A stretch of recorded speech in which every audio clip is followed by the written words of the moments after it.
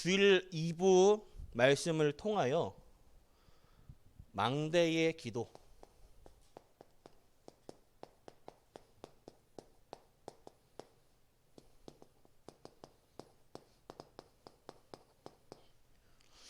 말씀으로 증거하겠습니다. 살면서 우리에게 하나님의 언약이 임합니다.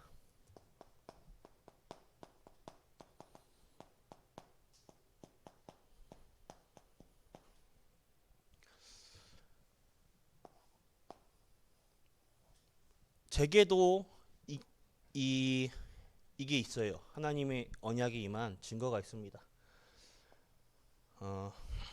그런데 이 새벽 시간에 하나님께 어떤 말씀을 증거해야 합니까? 기도하다가 그 부분을 오늘 새벽에 오면서 통편집을 했어요. 원고를 아예 그냥. 우리에게 각자에게 하나님이 주신 언약이 있습니다. 그런데 살아가면서 삶이라는 상황이 우리에게 와요.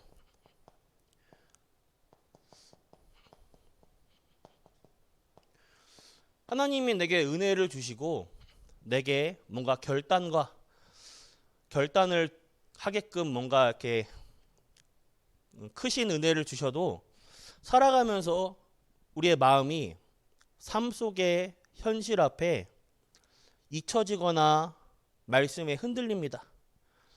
말씀이 내 생각에 묻혀요. 하나님이 내게 주신 은혜 속에서 나에게만 주신 언약이 있습니다. 그것을 상황 속에 타협하시지 마시고 언약의 결단을 하셔요. 예를 들어 하나님 앞에 작정하고 서운한 것들이 있을 것입니다. 하나님께 11조를 또는 4대 헌금을 하겠다. 또는 RUTC 헌금에 대해서 마음에 언약이 다가오고 서운할 수 있어요. 또는 하나님 앞에서 내가 새벽 기도를 하겠다. 새벽 예배를 하겠다. 저는 원래 잠이 되게 많은 사람입니다. 스트레스 받으면 잠으로 풀어요. 먹을 거와 잠.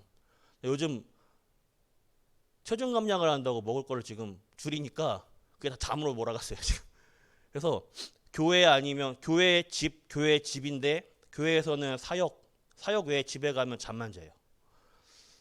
그런 제가 새벽 예배는 꿈도 못 꾸는데 청년 때 하나님 앞에 작정을 한 적 있어요.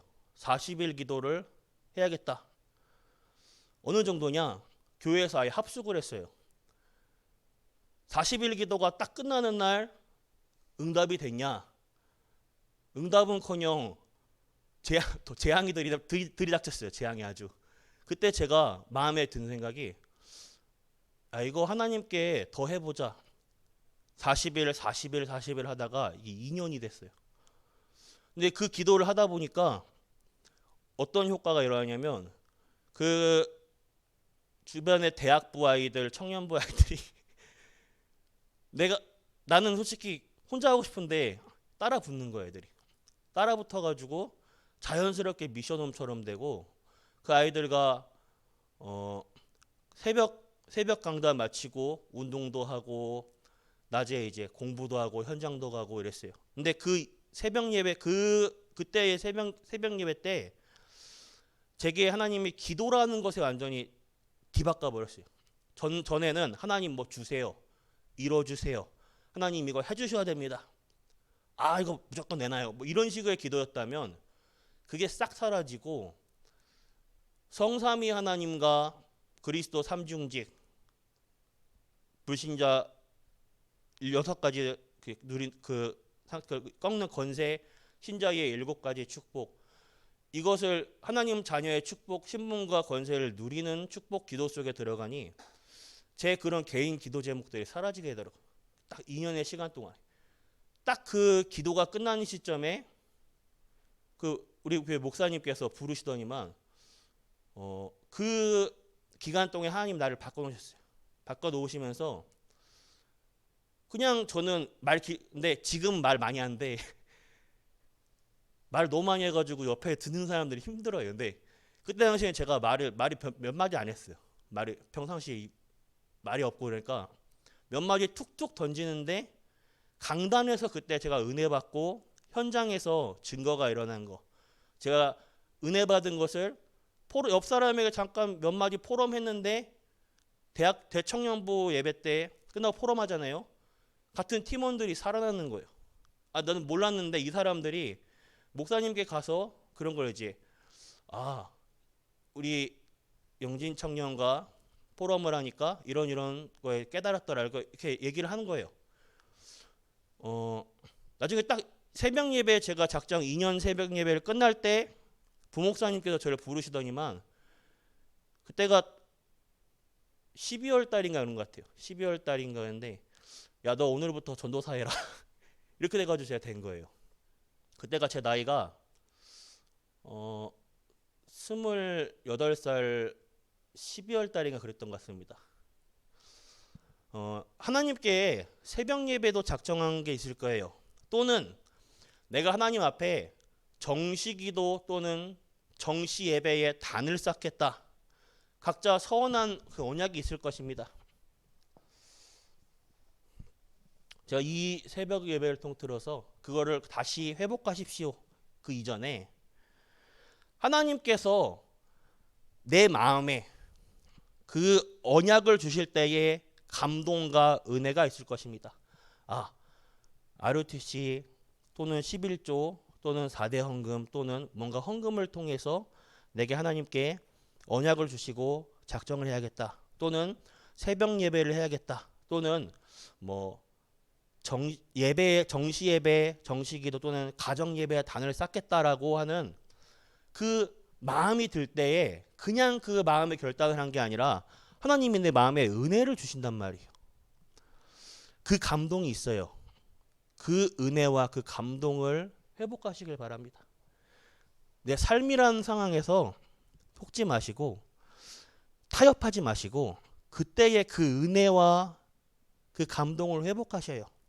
그 은혜를 하나님 내게 다시금 주세요. 확인해 주세요. 하나님께 구하시길 바랍니다.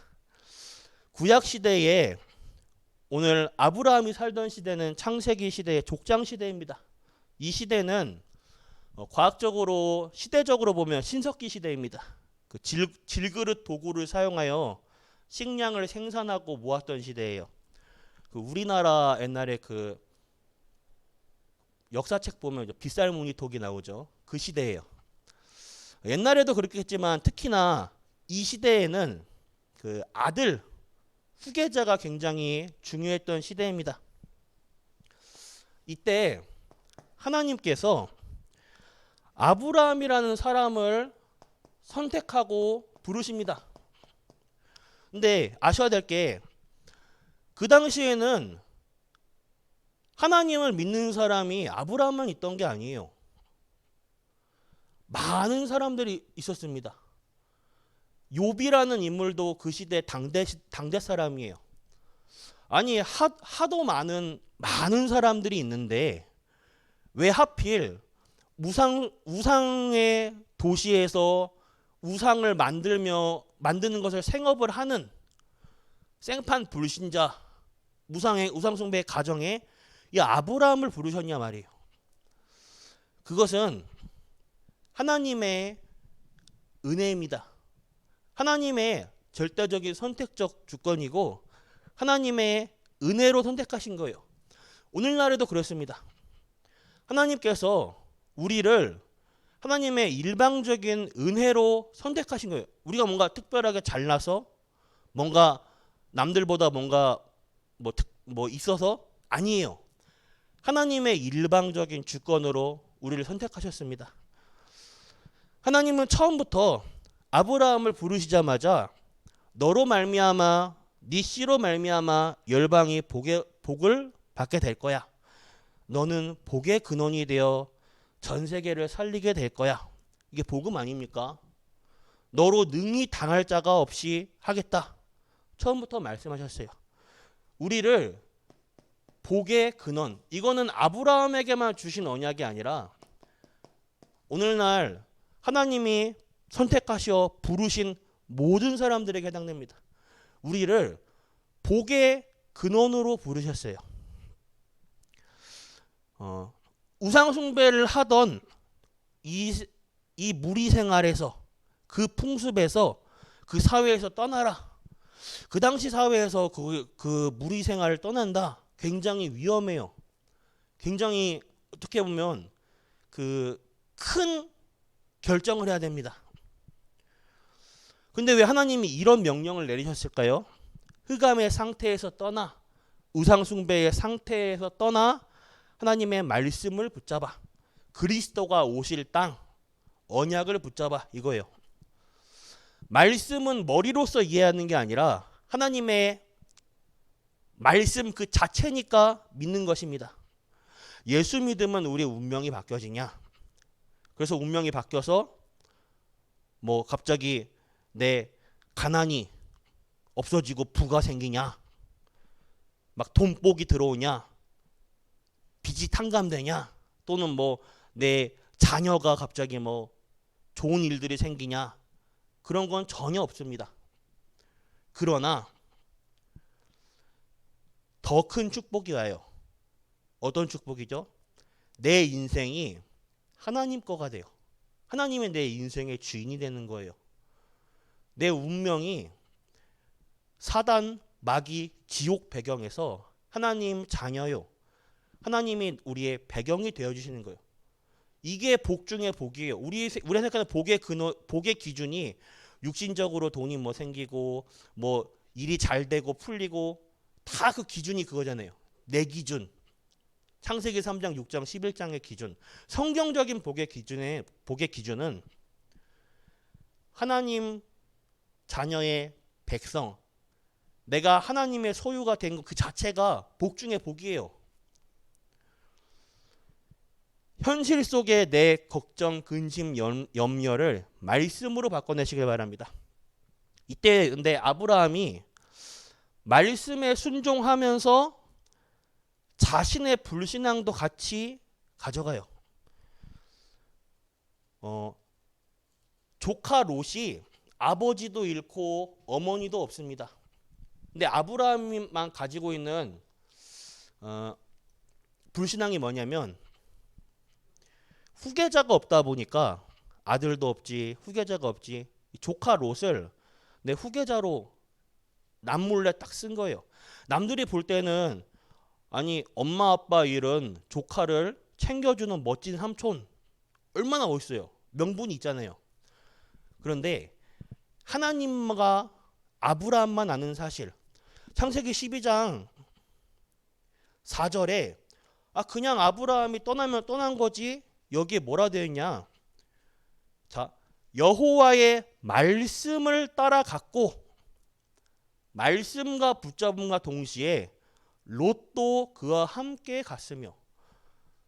하도 많은 것도 있는데 롯을 왜 특별히 하나님이 기록하였습니까? 하나님과 아브라함만 아는 사실이에요. 아브라함의 마음속에 분명한 하나님의 언약을 주셨는데 말씀도 붙잡으면서 동시에 내 상황과 현실을 보니까 야 이거 안 되겠거든요. 나이가 할아버지지. 도저히 자녀 하나님이 내 씨로 말미암아 열방이 복을 받을 거야. 언약을 주셨는데 사실은 현실 앞에 말이 안 되거든요. 말씀과 붙잡음과 동시에 자신의 상황과 현실도 붙잡은 거예요. 계산을 한 거예요. 내게 주신 하나님의 언약이 삶과 내 현실에 안 맞습니까? 다시 말씀드리지만 하나님의 말씀입니까? 믿는 것입니다. 하나님 말씀 앞에 내 생각, 계산, 동기 타협하지 마시고 내려놓으시고 오직 복음해 보시길 바랍니다. 창세기 13장 14절과 18절에 결국에 이 조카 롯과 아브라함과 재산 분쟁이 일어나요. 이때 아브라함이 자신의 숨은 동기와 계산을 내려놓습니다. 13장 14절에 뭐라 하냐? 롯이 아브라함을 떠난 후에, 아예 그냥 떠나보내면 떠난 거지 왜 롯이 아브라함을 떠난 후에 이렇게 기록됐습니까? 아브라함이 자신의 현실 상황 앞에 내려놓고 언약을 붙잡은 거예요. 하나님을 의지한 거예요. 하나님께 단을 쌓고 다시 언약을 회복합니다. 상황, 근심, 걱정, 갈등 앞에 언약을 결단하시길 바랍니다. 그때 하나님이 나타나시고 언약을 갱신하셔요. 창세기 17장 10절에 우리에게 회복의 언약 늘 기억하시길 바랍니다. 현실 앞에 말씀을 아브라함이 분명히 이렇게 결단하고 단을 쌓고 했는데도 우리의 상황이라는 게 현실은 그대로예요. 우리가 하나님께 결단을 해도 사람이란 게 마음이 약하고 흔들릴 수 있어요. 반복할 수 있습니다. 현실 앞에 아브라함이 못 믿겠는 거예요. 나이가 86세. 내 아내도 할머니예요. 이 현실 앞에 후대라는 게 가망 없어 보이거든요. 분명히 결단을 했는데 가망 없어 보이는 거예요. 그러니까 또 불신앙이 되는 거예요. 근데 이게 불신앙이 틀린 게 아니에요. 그 상황에 과학적으로, 상식적으로나 이성적으로나 맞아요. 내 생각으로 맞아요. 그런데 하나님의 말씀은 내 머리, 내 상식, 내 IQ, 내 경험과는 완전 다릅니다. 내 생각을 내려놓으시길 바래요. 자신의 정실 아내를 통해 언약의 대를 잇는 것이 아닌 불신앙을 하죠. 여종 하갈을 취하여서 이스마엘이라는 불신앙을 낳는데 그 이스마엘이 누구냐? 오늘날 모슬렘의 시조입니다. 무슬림의 시조가 여기서 나오는 거예요. 그래서 오늘도 지금 오늘날에도 싸우고 있잖아요. 무슬림과 언약을 가진 기독교, 언약의 사람들과 지금도 폭탄 테러나고 이러잖아요. 아브라함의 불신앙이 씨앗이 지금까지 지금 번지고 있는 거예요. 아브라함 이스마엘을 낳을 때 나이가 86세입니다. 그때 나이 아브라함이 86세인데 하나님의 말씀이 다시 임할 때가 99세예요. 13년 동안 하나님의 말씀이 임하지 않아요. 불신앙을 저질러 버리니까. 불신앙을 저질러 하나님이 벌을 줘서 그렇다 그건 아니고 이미 불신앙을 할 때까지의 아브라함의 상태가 만들어지고 그 상태로 인해 열매를 낳은 거예요. 그리고 그 상태가 그대로 쭉 지속된 거예요. 13년. 교회 빼먹고 세상 나가서 뭐 방탕하게 살아보면 교회 안 나간다고 뭐 교통사고가 나고 재수없는 일이 생기고 그럴 것 같습니까? 그런 일은 전혀 없습니다. 제가 예전에 하나님은 없다라고 결정을 하고 산 적이 있어요. 군 입대할 동안에 그 2년의 시간 동안 제게 있던 상처들이 올라서 가정에 대한 그리고 사람에 대한 내 속에 뿌리내렸던 상처들이 올라오면서 제 평생 질문이 하나가 이거예요. 눈에 보이지 않는 하나님이 진짜로 살아계심을 증거해봐라. 내 자신에게 증명해라. 이게 내 평생 숙제예요. 저는 겉보기와는 다르게 그런 부분에 굉장히 이성적인가 봐요. 눈에 보이지 않는 하나님을 어떻게 증명하고 어떻게 보지? 이게 제 질문이에요. 그러다 보니까 그 군대에 있을 때 많은 철학 서적과 많은 성경과 많은 부분을 봤지만 제가 뭐라고 결론 내렸냐면 하나님은 없다라고 결론 내렸어요. 그리고 나서 제대하고 나서 회사 생활과 사회 생활도 해보고 그러다가 신학교를 가게 됐어요. 다시 RTS 신학교 RTS 가게 됐는데 그 당시에 제가 왜 갔냐면 그냥 인생이 딱히 무료하니까 특별하게 뭐 계획된 것도 없고 시간은 흘러가고 반은 재미삼아 간 거예요. 그냥 가서도 신학생 돼서도 3년간은 제가 하나님을 안 믿어요. 무신론자였어요. 사실은 자꾸 이런 얘기 하지 말라는데 그런데 제가 왜 이 말을 하냐면 제가 증인이에요. 교회 안 간다고 하나님이 뭐 주변에 뭐 그러잖아요. 이런 농담 하잖아요. 하나님 치신다.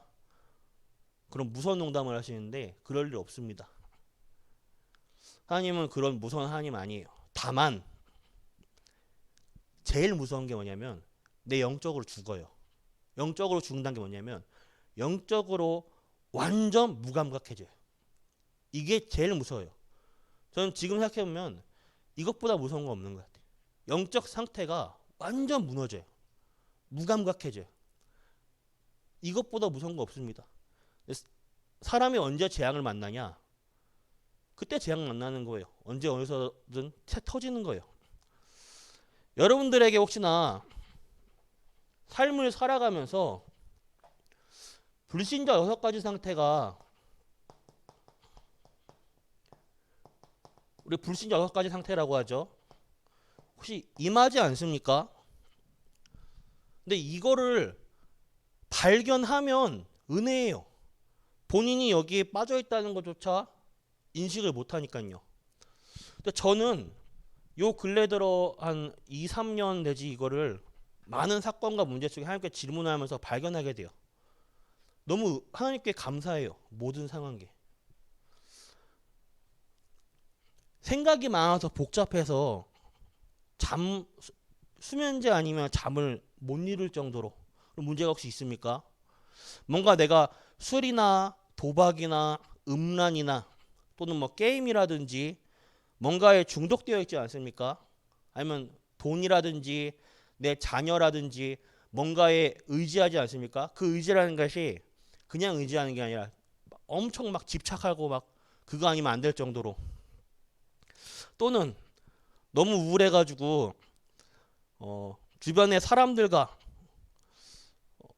사람을 통해서 뭔가 얘기를 하고 사람들 옆에 누군가 있어야 되고 또는 뭔가 여행을 간다든지 아니면 다른 이성을 통해서 그걸 막는다든지 마음에 평안이 없고 불안하고 답답하거나 그런 상태가 오지 않습니까?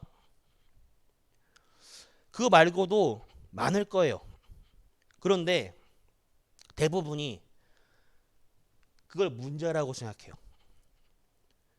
그게 드러나니까 내게 있어서 드러난 문제를 문제라고 생각해요. 그런데 진짜 문제는 이게 올 수밖에 없는 근원적인 문제가 있어요. 하나님 떠난 상태, 죄와 지옥 배경과 사단의 그 진짜 문제는 이게 아니라 이건 드러난 거고요. 이것이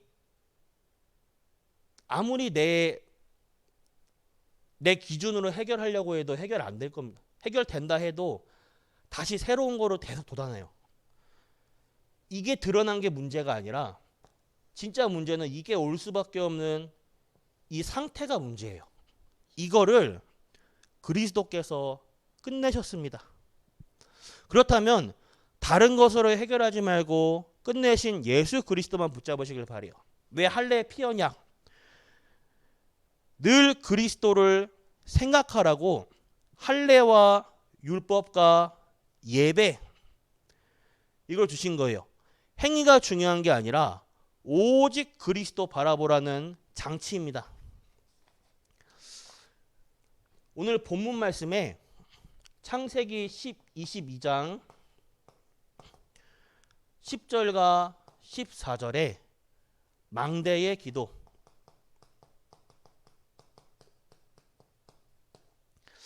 이런 아브라함에게 사랑하는 아들 이삭을 바쳐라.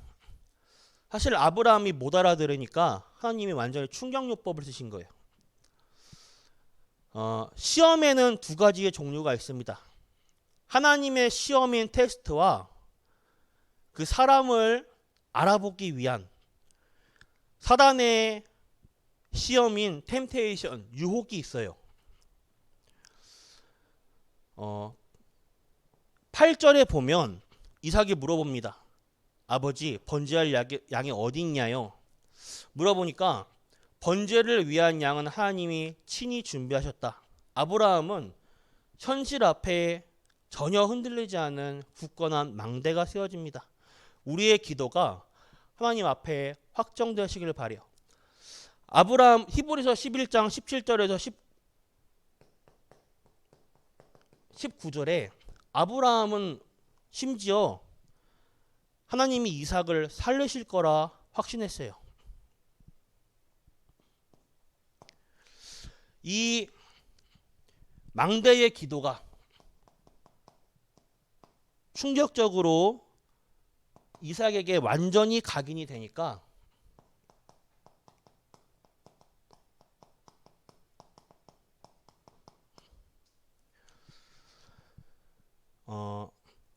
이삭은 다른 사람이 못 얻는 100배의 축복을 해마다 받습니다. 중동 지역에는 그 땅은 파면 기름만 나오는 땅이에요. 그런데 여기에 물은 아주 귀합니다. 우물이 나왔다. 그거는 우리식으로 말하자면 로또 복권이 당첨된 거예요. 근데 이삭은 파는 곳마다 나와요. 우물을 파면 우물 정도가 아니라 샘의 근원을 얻습니다. 르호봇의 축복을 얻어요. 심지어 주변 사람들이 시기해서 그걸 빼앗는데도 양보합니다. 다른 곳에 가면 다른 곳 계속 나와요. 근원의 축복을 얻어요. 모든 상황마다 내 논리가 아닌 하나님의 믿음의 행진을 하시길 바래요. 결론입니다. 우린 다 복음 알고 있어요. 복음을 가지고 있고 소유했습니다. 그런데 내 상황과 문제, 현실 속에서 가지고 있는 복음이 누려지지가 않고 적용이 안 돼요. 이 상황은 상황이고 현실은 현실이라. 이건 이거대로 해결해야 되고 복음이라. 그게 아니에요. 모든 상황 가운데 복음을 적용하시길 바래요. 복음으로 하나님께 질문하시고 나를 바꿔내시길 바래요. 복음화가 안 된 내 생각을 끝내시길 바랍니다. 제가 이번에 랩넌트 대회 때 회장에 들어가면서 저희가 HR 11번이었잖아요. 저희 H 11번 28번이었는데 회장에 들어가면서 그 찬양을 하는데 들어가는 중간에 제게 찬양이 귀에 들려온 찬양이 하나 있더라고요. 이상하게 그 찬양이 딱 귀에 들어오니까 맴돌아요. 계속. 뭐냐면 우리의 싸움이라는 찬양인데 그 찬양, 저는 찬양을 멜로디가 맴도는 게 아니라 어떠한 찬양을 듣든지 저는 그 가사를 묵상하고 가사를 생각하거든요. 그 가사가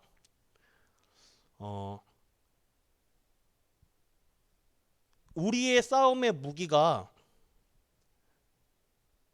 전능하신 창조의 주 하나님의 능력이 모든 흑암의 진 그리고 내 생각의 진, 내 모든 불신앙과 생각을 깨부신다. 이런 내용이에요. 저는 그 찬양을 딱 지나가다가 딱 들었는데 완전히 딱 각인이 됐어요.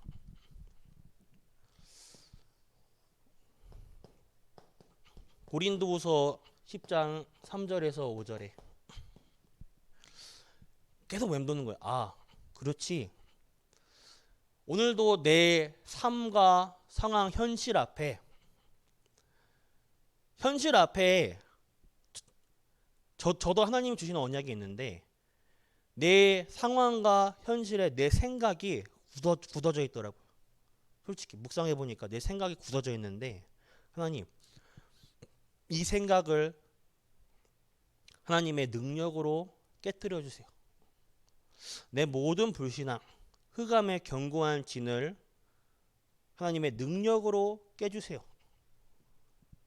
계속 모든 상황을 기도로 바꿔내요. 계속 이 찬양을 해요. 어제도 새벽 예배를 마치고 이 찬양을 하는데 눈물이 나더라고요. 계속 이상하게 눈물이 없는 남자인데 저는 장례식 때도 눈물을 흘리지 않습니다. 독하다고 할 정도로. 근데 이상하게 찬양을 할 때마다 너무 은혜가 되고 막 눈물이 나는 거예요. 막 어제도 막 그렇지. 하나님의 오늘도 내 생각이 아닌 성삼의 보좌의 하나님의 능력이 내 굳은 마음, 생각, 모든 상황과 불신앙 깨트리시고 흑암의 견고한 진을 깨트리시고 오늘도 복음화가 안 된 내 생각을 깨주셔서 펑펑 울며 찬양하다가 이제 눈물 닦고 내려오는데 랩런트가 올라간 그 시간에 출근해야 돼가지고 차 빼달래요. 눈물 흘린 거 들키면 안 되니까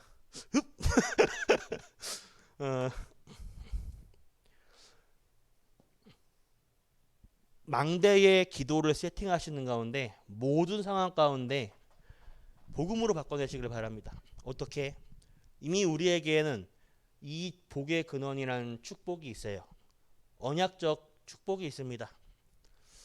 언약의 결단을 하시고 모든 상황 가운데 믿음으로 바꿔내시는 믿음의 행진을 하시길 바랍니다. 승리하시길 바라겠습니다. 기도하겠습니다. 하나님 아버지 감사합니다. 우리를 부르신 하나님이 하나님의 언약을 제대로 회복하는 전 성도들 되게 하옵소서. 오늘 전 성도님들이 내게 주시는 하나님의 언약을 정확히 붙잡는 시간 되게 하옵소서. 하나님의 말씀을 놓치지 않도록 망대 세우는 절대 망대 세우도록 역사하옵소서. 살아계신 예수 그리스도 이름으로 기도드렸습니다. 아멘. 주기도